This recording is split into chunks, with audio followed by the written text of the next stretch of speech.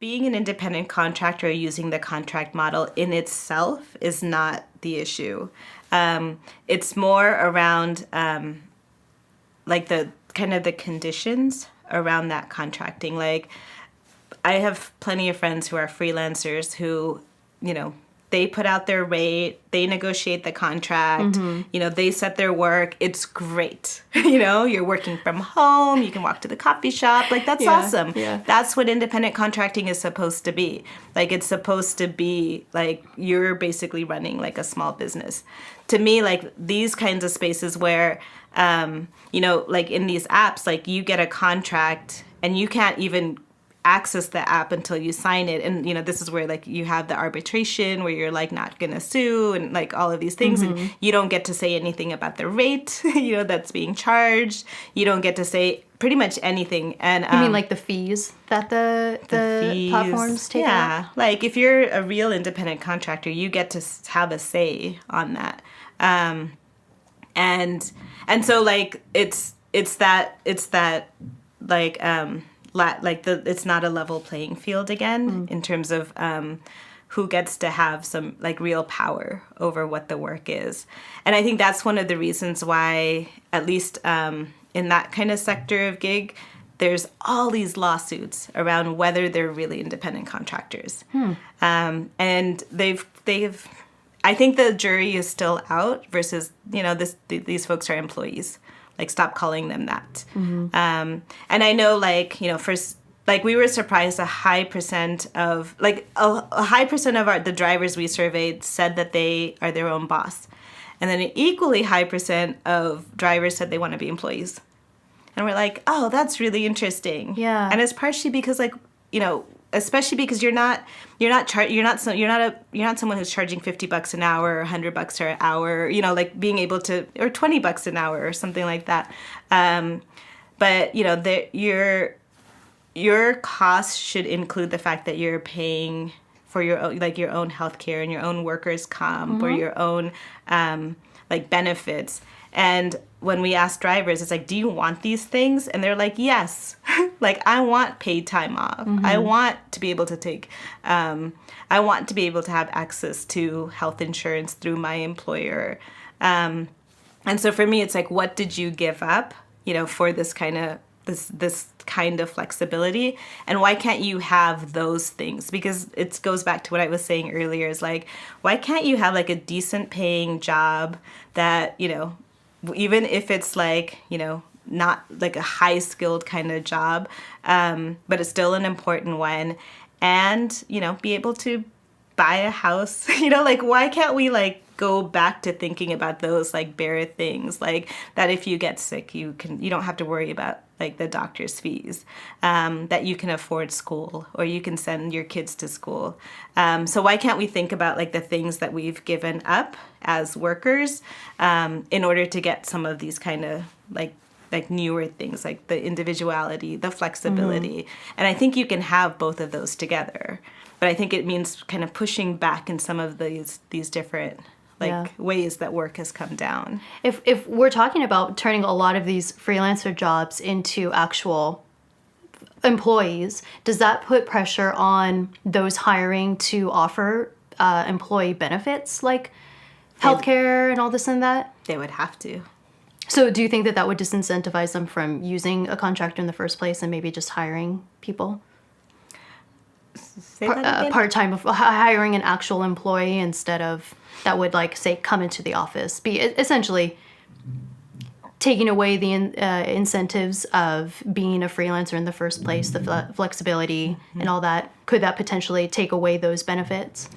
Yeah, I mean, to me, it's like what you gain, what you lose. But I really believe that you can, like, everybody wants flexibility in their work, you know, like the whole thing of like inflexible workplaces is like, you can take like whatever version of the factory floor, like you can take a break until like you were given permission.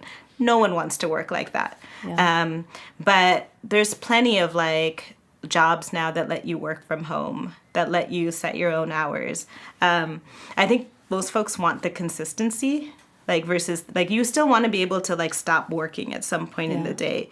I think with like something like app workers, like you don't ever fully stop working in the day because again, you're kind of wondering if that thing is going to come around. I don't know app workers actually. Sorry. Are you saying workers like that workers work who are off, kind of like working through an app because you might get a request and you have to be available for that request. And you know, there's other like sectors where like retail, for example, like when you think of retail, you're like, oh yeah, like it's usually that like high school student, or it's all part-time work, and people totally want part-time work, and it's okay, they can be on call or they can be available whenever. And we did a survey of retail workers, and like the way folks told their schedule, it's like, okay, so next week you're gonna work Monday, Wednesday, and then the week after that you're gonna work Tuesday.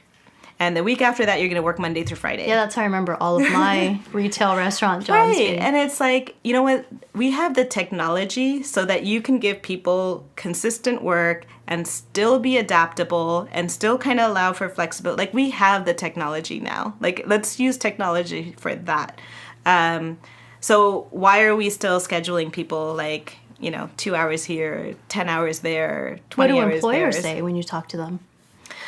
We talked for that study. We talked to the like mostly on the worker side, but there was another some other academics that they did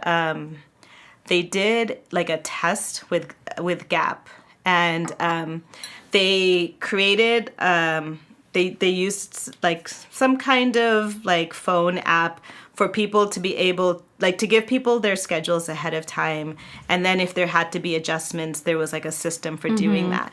And they totally, like, their results were like, it was good for the company. It was like better morale for the workers.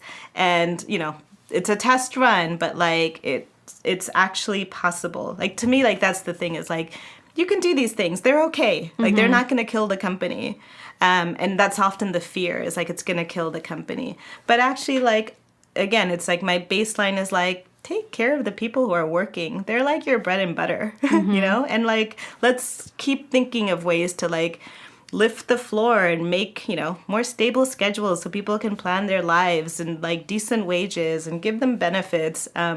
Because when you're not worrying about those things, you're able to, you know, do other things.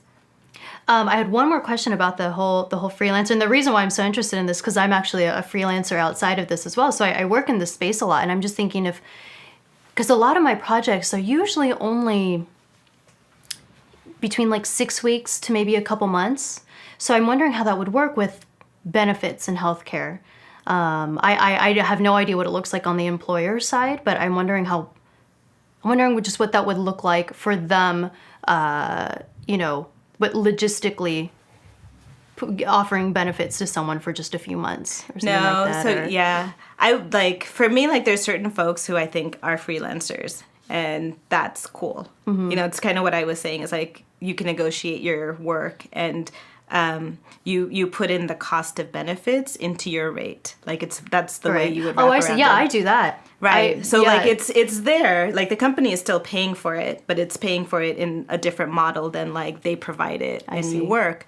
For me, it's around the like workers who are kind of described as independent contractors, and they're not getting the benefits, but they're not wrapping the benefits into their Gotcha. So that's almost more about empowering the workers to ask for those rates, because that's what I do. I mean, I up my rates to you know, take into consideration, like you just say, you know, independent healthcare, all this and that.